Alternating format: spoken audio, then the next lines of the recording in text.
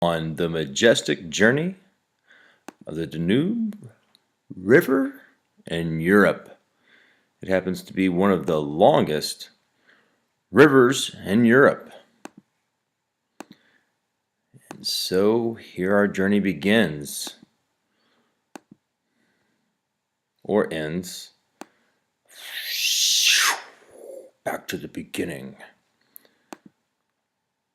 Well, a brief introduction to do stuff and facts. It begins in these beautiful little places.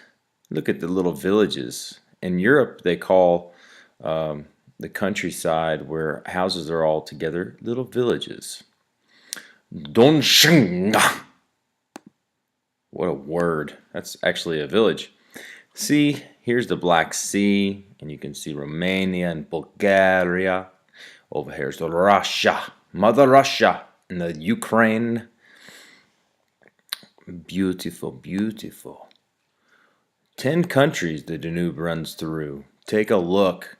Germany, the Czech Republic. I like the Czech Republic. Switzerland. Right here's Munich, Germany. And you go down the Danube and you follow it along Vienna down to Budapest. These are cities.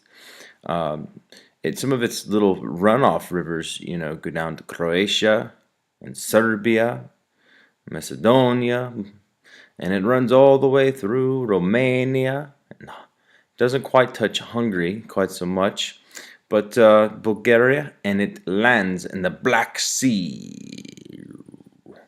Over here you can see Italy, and it has its little black boot. The source, where did the river start from? Well, look at this beautiful little thing right here. It's so pretty. Beautiful. What's the Black Forest? Located in Germany. Also, where World War II and World War I began. The Black Forest. How pretty it is. The confluence. 2 rivers meet. So if you look back here, you get the Brich and the Berg. Like an iceberg. And Brich. I like German. We'll go over German language here pretty soon. They have lots of farms there, and of course water treatment facilities. That's where you get your water from, and also it cleans your sewage. The middle course. What's in the middle? The Divan Gate. Look in the map. Right here's the Divan Gate. The little blue dot. Come on through. They put a gate and they can control water flow. Fantastic. Kind of like the dam up in Chickamauga. Islands and stuff. Features around the middle course. The Great War Island. People actually live here. And I went ahead and I pulled up a little bit about the history of the Great War Island. See, same picture right here. You can see where they took it. Look at this. It's a panoramic view of the Great War Island. Why do they call it that? Well, it gained its militant name because throughout the history, the Great War Island was an important strategic point either for the conquest or the defense of Belgrade. For example, in 1521, when Belgrade was under siege by Turkish forces, they're from Turkey, the majority of their attacks on Belgrade fortress were launched from the island. In liberating Belgrade in 1806, the rebel army headed by Gandorda also used the island for military purposes, as the Siberian artillery with 500 soldiers was bombing the Kalmykin fortress from there. During the offensive in 1915, World War I, Austria-Hungary against Belgrade, Austria-Hungary forces used the island to launch their attacks. Well, I'll tell you, right now, there's some people living there, and they're mostly retired. They like to stay there in the summertime. And Great War Island, look at that. Doesn't look like my kind of place.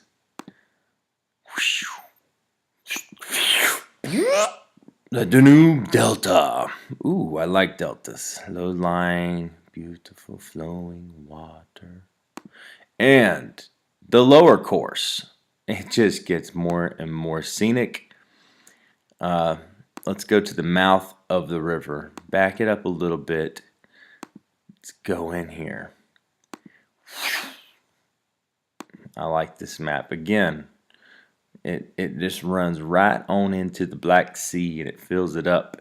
And if you'll look, Romania, Moldova, Ukraine, Russia, and yes, Georgia. There's a country called Georgia. It's not just a state in the United States of America, but it's also a country in Europe, right along the Black Sea. And there's Turkey. My parents were there on Saturday. How did the Danube affect the world? Well, beautiful, beautiful music. Let's hear. Johann Strauss wrote a song about it.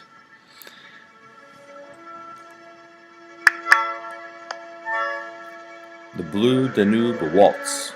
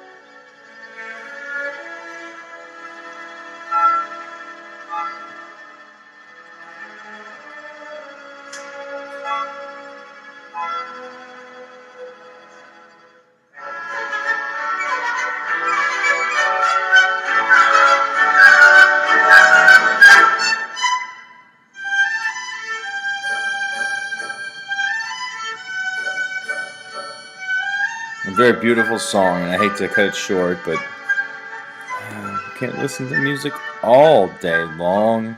Johann Strauss, he wrote such a lovely song. Le Pelt des Danube by Jules Verne.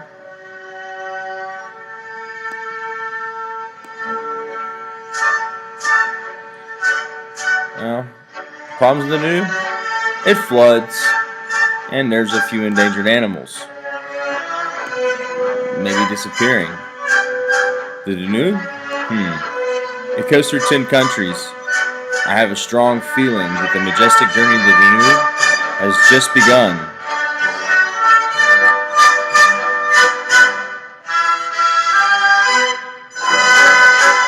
I hope you've enjoyed our brief guide on one of the longest rivers in Europe.